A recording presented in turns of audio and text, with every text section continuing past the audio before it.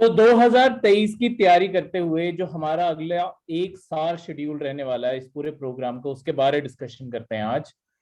किस तरीके से हम पूरी तैयारी करने वाले हैं। देखो, ये जो पूरा टाइम टेबल है ये बिल्कुल बेसिक से शुरू करेंगे, एनसीईआरटी से। चाहे आपने एनसीईआरटी पहले पढ़ी हुई है या नहीं पढ़ी हुई, जिन्होंने पढ़ी भी हुई है, ये बिल्कुल एग्जैक्ट बेसिक से शुरू होगा ताकि हर पॉइंट हम दोबारा से डिस्कस कर सकें। ठीक है। इन एनसीईआरटीज के बाद हम प्रोसीड करेंगे आपकी बुक्स के ऊपर, जिसमें हम सारे सब्जेक्ट्स की बुक्स भी कवर करेंगे। इसके साथ साथ ही आपको नोट्स भी मिलेंगे, क्योंकि बुक्स में हर मटेरियल नहीं होता, या एक सिंगल बुक में आपको सब कुछ कई बार नहीं मिलता। जो आजकल पूछा जा रहा है, जैसे प्रीलिम्स में कई चीजें नई पूछी जा रही हैं, या मेंस के तो पॉइंट ज्यादातर आपकी बुक्स में मिसिंग होते हैं, ये सब कुछ भी हम इस शेड्यूल के अंदर कवर करेंगे। आपको सब कुछ प्रिंटेड नोट्स मिलेंगे इन सारी चीजों के, ताकि कोई भी हमारे अनटर्न स्टोन ना रह जाए। जो भी कवर करने वाला है हर चीज हम यहाँ पे कवर कर सकें। इन सारी चीजों के साथ साथ जो सपोर्टिंग चीजें हैं, उसमें हम एक तो करंट अफेयर्स को बहुत ज्यादा इंपॉर्टेंस देंगे, क्योंकि अगर आप कोई भी पेपर दे रहे हो, चाहे आप यूपीएससी का पेपर दे रहे हो, चाहे स्टेट सर्विसेज का पेपर दे रहे हो, आप ये मान के चलो, अगर मैं इवन सब्जेक्ट्स के क्वेश्चन जो हम करंट अफेयर के अंदर पढ़ते हैं, अगर वो भी मिला दूं, तो 60% से करीब आपके सिर्फ करंट अफेयर की वेटेज है। तो यानी कि अगर 100 क्वेश्चन आए, उसमें 60% करंट अफेयर्स है। तो बहुत बड़ी वेटेज। अगर सिर्फ करंट अफेयर के इश्यूज देखोगे, तब भी आपके 45% इशू तो आपके रहेगा ही रहेगा। तो ये अपने आप में बहुत बड़ा नंबर है, जिसे तुम इग्नोर करके नहीं रख सकते। इस कारण ये सारी चीजों को कवर करना हमारे लिए बहुत जरूरी है। तो एक साइड हमारे करंट अफेयर, ये पढ़ेंगे कैसे, ये मैं आपको शॉर्टली बताता हूँ। इसके साथ साथ आपके हर चीज का देखो, कोई भी चीज जब आप पढ़ते हो, पढ़ते टाइम साथ में किसी का माइक प्लीज चेक कर लीजिए। किसी का माइक ऑन है प्लीज, किसी का करते हैं। चलो, मैं एक बार ये सबको म्यूट पे डाल देता हूँ। किसी को कोई भी क्वेश्चन पूछना हो तो आप पहले चार्ट ऑप्शन में पूछ सकते हो, फिर मैं आपको अलाउ कर दूंगा। ठीक है। तो आपकी जो करंट अफेयर्स की वेटेज है, अगर सिर्फ करंट अफेयर्स की इश्यू बोलोगे, तब भी 45% के करीब आपके करंट अफेयर्स रहेंगे। अब देखो, हम कोई भी चीज पढ़ते हैं, चाहे एनसीईआरटीज पढ़ रहे हैं, चाहे बुक्स पढ़ रहे हैं, चाहे करंट अफेयर्स रीड कर रहे हैं, इन सारी चीजों के लिए आपके टेस्ट बहुत इंपॉर्टेंट पड़ते हैं। इसी कारण इस शेड्यूल के ऊपर खासकर इस चीज के ऊपर भी फोकस किया गया कि आपके रेगुलर प्रीलिम्स के फुल फ्लेज 100 क्वेश्चन का टेस्ट इसका भी हो, और साथ में मेंस के टॉपिक का भी टेस्ट लेते जाएं। 20 क्वेश्चन ये होंगे और 100 क्वेश्चन का ये।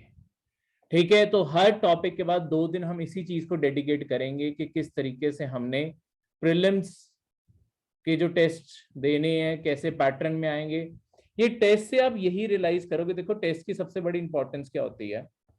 सबसे पहले ऑब्वियसली अगर आपका एक फिक्स शेड्यूल है टेस्ट का, उसके लिए आपकी एक तो सेल्फ स्टडी का पता चल गया आपको पहले ही कि मुझे क्या पढ़ के रखना है पहले ही। ठीक है, कि ये सारे टॉपिक मुझे पहले ही कवर करके रखने हैं।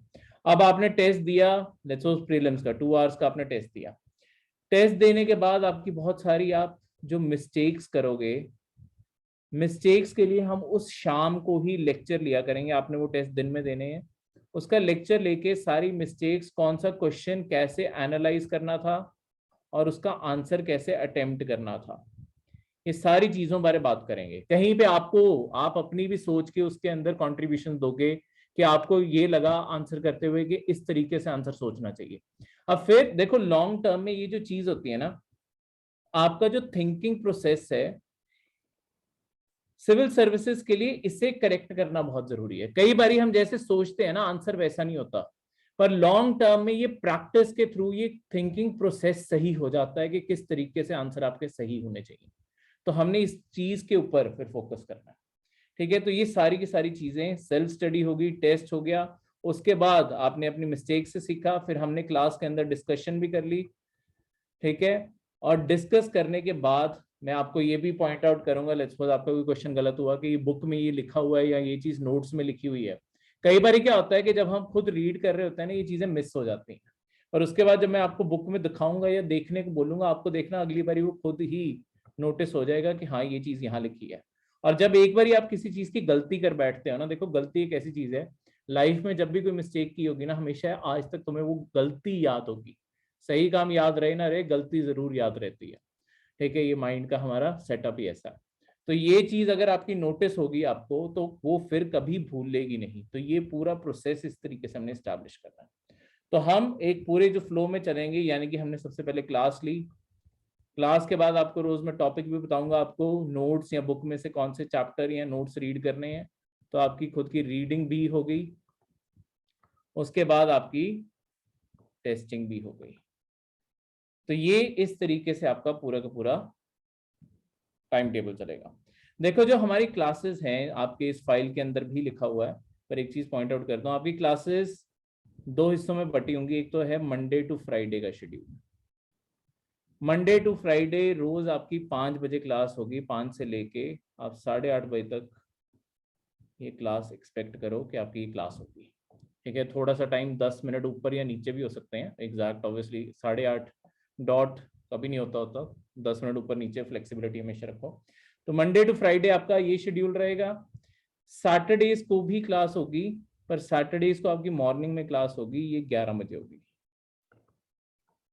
इस क्लास के टाइम हम यहाँ पे सबसे पहले कुछ स्पेशल एडिटोरियल्स को पिक करेंगे, उनके रिगार्डिंग आंसर राइटिंग की बातें भी करेंगे, आंसर प्रैक्टिस भी क्लास के अंदर करेंगे। ठीक है, जिसमें मैं खुद बैठ के हम क्वेश्चन पिक करेंगे और उसके ऊपर मैं भी आपको आंसर लिख के दूंगा। ठीक है, बाकी सारे क्वेश्चंस के ऊपर डिस्कशन भी करेंगे, ताकि एक आपको देखो, जब मेंटर आपके साथ खुद बैठ के लिखता है, आपको ज्यादा बेटर आइडिया होगा।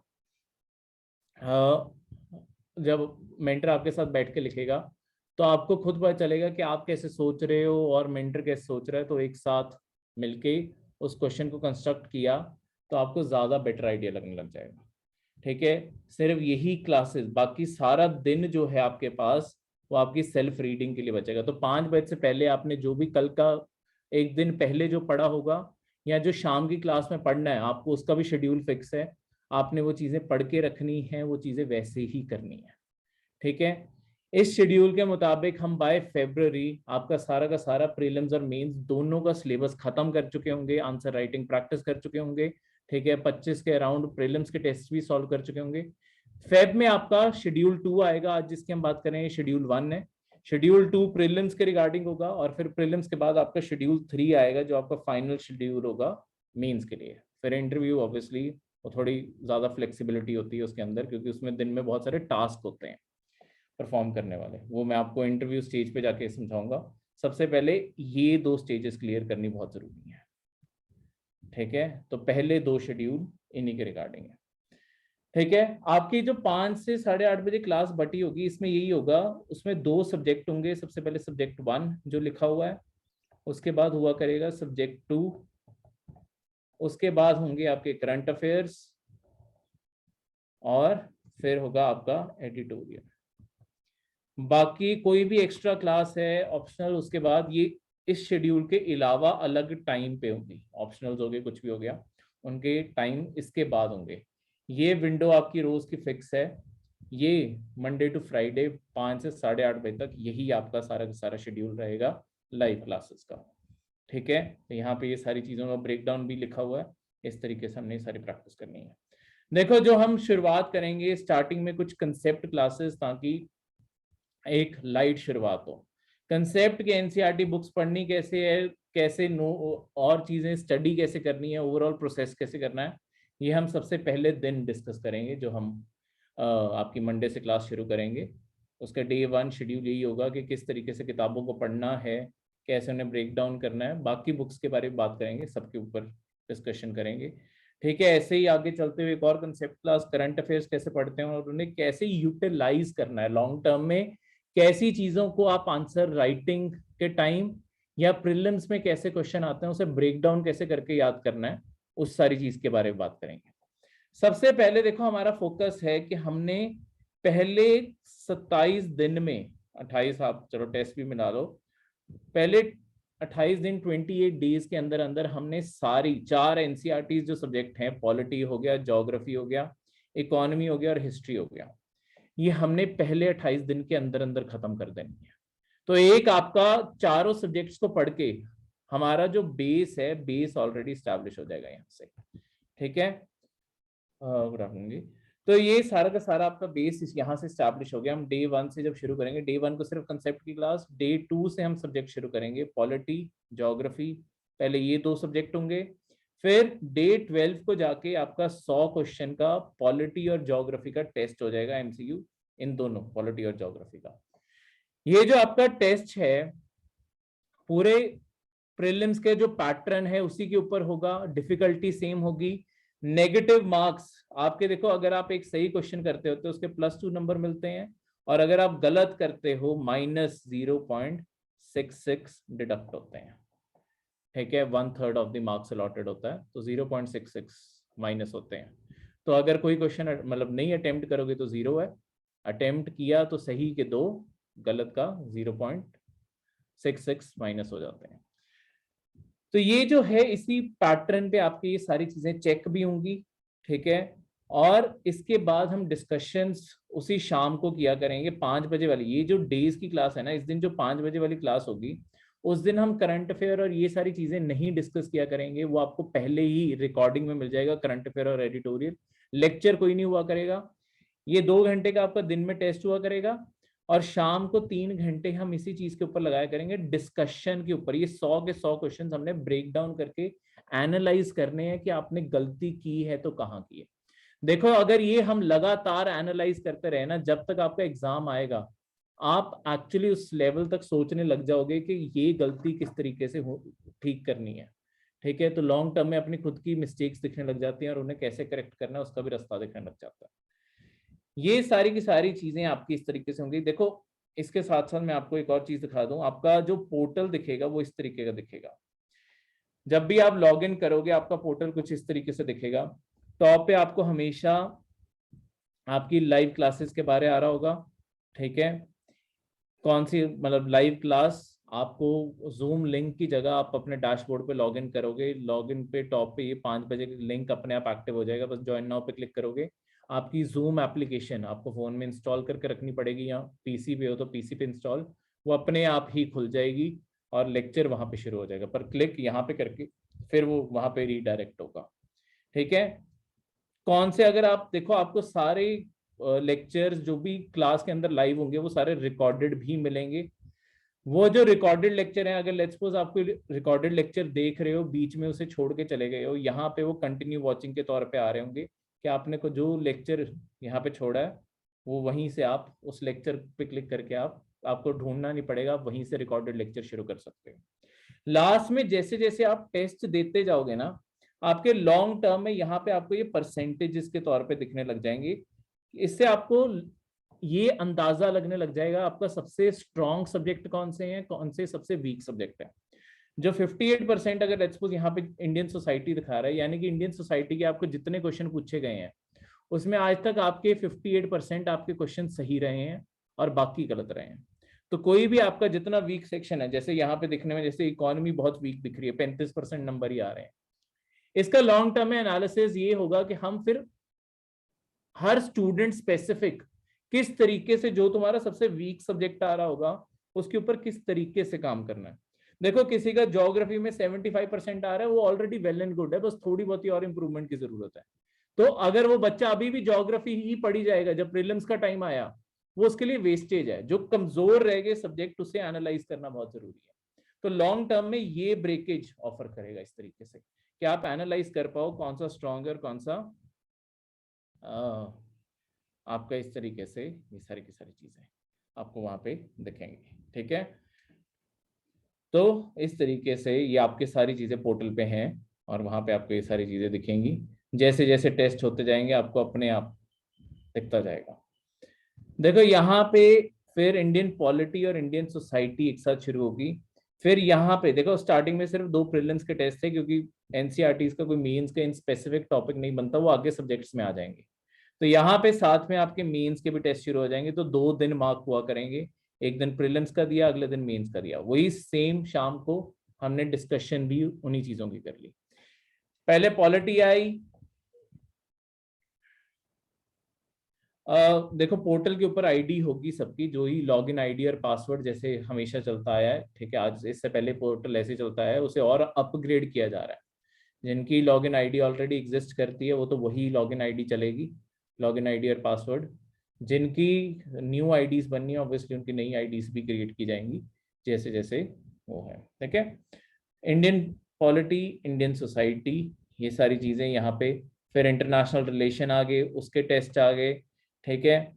हर सब्जेक्ट यहाँ पे पूरी डिटेल में कवर्ड है, एक एक टॉपिक, एक एक चैप्टर हम पूरी डिटेल से पढ़ेंगे, ताकि कोई भी चीज, जैसे कि आपकी बात की जाए नेशनल, आपकी वाइल्ड लाइफ कन्वेंशन या एनजीओ के बारे भी हम बात करेंगे, इनके ऊपर भी आजकल क्वेश्चन आ जाते हैं, ठीक है। पोल्यूशन की अपने आप में बहुत इंपॉर्टेंट टॉपिक है, इस कारण अलग अलग पोल्यूशन पूरा उस डिटेल में ब्रेक डाउन किया हुआ है, ठीक है। Disaster management, natural disaster, manmade disasters, फिर उसके रिस्पॉन्सेज, उन सारी चीजों के बारे में बात भी यहीं पे होगी। मॉडर्न इंडिया, पूरी हिस्ट्री एक साथ फ्लो में चलती जा रही है, ठीक है। उसके अलावा आपके फिर post independence world, world history, हर चीज का ब्रेकडाउन है इसमें ऑलरेडी। और पूरे लास्ट में जाते हुए, लास्ट के जो दिन होंगे, ये फेब के दिन मान लो, लास्ट के फेब के दिन, इसमें हमने एटलस प्रैक्टिस करके पूरे के पूरे मैप्स परफेक्ट करने हैं। इससे आपका पूरा का पूरा जो शेड्यूल है वो अपने आप में सारा कंप्लीट हो जाएगा। 218 दिन में हम सारी तैयारी कर चुके होंगे प्रीलिम्स की और मेंस की, ठीक है। इसके बाद आपका 2023 का प्रीलिम्स का शेड्यूल रिलीज कर दिया जाएगा। अब देखो एडवांस में प्लानिंग करने के लिए ये लास्ट में एक टाइम टेबल भी दिया हुआ है, यहाँ पे 2023 आना था, 2022 का ही लिखा गया, ठीक है, ये सही कर रहे हैं, 23 है, ऑब्वियसली टाइम में पीछे नहीं जा सकते, हमेशा आगे जाएंगे, ठीक है। ये जो पूरा का पूरा आपका शेड्यूल है, इसमें जो जो लाल डेट्स मार्क की हुई हैं, ये आपके फेस्टिवल्स भी हैं, और कई छुट्टियां आपकी लॉन्ग वीकेंड्स एक एक तो रखे ही गए हैं हर महीने। ये इसीलिए रखे गए हैं ताकि आपका बर्नआउट ना हो, ठीक है। देखो ऐसा होता है कि ज्यादा टाइम लगातार पढ़ते रहोगे तो एक टाइम के बाद माइंड भी थकने लग जाता है। तो आपको एक तो प्लान पहले ही कर सको। अगर आपको पता होगा कि इस दिन इंस्टीट्यूट से छुट्टी मिलने वाली है, तो आपका माइंड ज्यादा इफेक्टिवली काम करेगा, क्योंकि छुट्टी आगे दिख रही होगी कि छुट्टी आने वाली है, ठीक है। दूसरा, इन टाइम पे ऐसा नहीं है कि पढ़ना बिल्कुल छोड़ दोगे, पढ़ना है, पर लेट्स सपोज अगर रोज 8 घंटे पढ़ रहे हो, यहाँ पे 4 घंटे करती है रोज के, तो थोड़ा सा माइंड को फ्रेश कर लिया। इसके अलावा भी मतलब अगर सिलेबस टाइम पे चल रहा है, अगर आप सिलेबस पीछे रह रहे हैं, तो ऑब्वियसली आपको कुछ छुट्टियां अपनी कम करनी पड़ेंगी ताकि आप सिलेबस पूरा करते रह सको। जितने बाकी दिन है स्टार्टिंग फ्रॉम मंडे, अगर हम ये सारे दिन काउंट करूं मैं आपके, तब भी आपके सारा का सारा फेब के अंदर अंदर सारा सिलेबस पूरा हो जाता है, सारी छुट्टियों को गिन के, हर चीज को गिन के आपका फेब तक सिलेबस सारा पूरा है, मिड फेब तक ही पूरा हो जाएगा, ठीक है। तो आपका सारा सिलेबस कंप्लीट हो जाएगा। इसके बाद हमारे पेपर का टारगेट डेट ये है 28 में।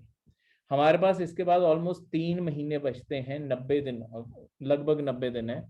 90 दिन हमने सिर्फ प्रीलिम्स की प्रैक्टिस करनी है, ठीक है। इसके भी छुट्टियों का डेट एडवांस में ही है, बीच में सारे प्रीलिम्स आ जाएंगे, ठीक है। इसके बाद आपको एक हफ्ते की पूरी छुट्टी मिलेगी, मतलब जितने बचे हुए दिन है ऑब्वियसली ये सारे के सारे, और 5 तारीख से हम फिर से मींस की तरफ चले जाएंगे, ठीक है। तो ये फेज 2 होगा और ये फेज 3 होगा। मींस क्लियर करने के बाद इंटरव्यू, वो थोड़ा इनफॉर्मल प्रोसेस रह जाता है, उसमें रोज के रोज सेशन नहीं होता, उसमें सेल्फ वर्किंग, अपने ऊपर काम करना ज्यादा हो जाता है। वो उस स्टेज पे जो पहुंचेगा ऑब्वियसली उसके सेशन बिल्कुल अलग होंगे। तो इस तरीके से आपके सारे करंट अफेयर्स, हर चीज की रिक्वायरमेंट, इसके साथ साथ जब भी आपके पंजाब, हरियाणा, हिमाचल, उत्तर प्रदेश, बिहार, मध्य प्रदेश, राजस्थान, इनकी नोटिफिकेशन आएगी, इनकी जीके हम कवर करेंगे, ये सारी नॉर्दर्न स्टेट्स की, ठीक है। ये था आपका ये सारा का सारा शेड्यूल।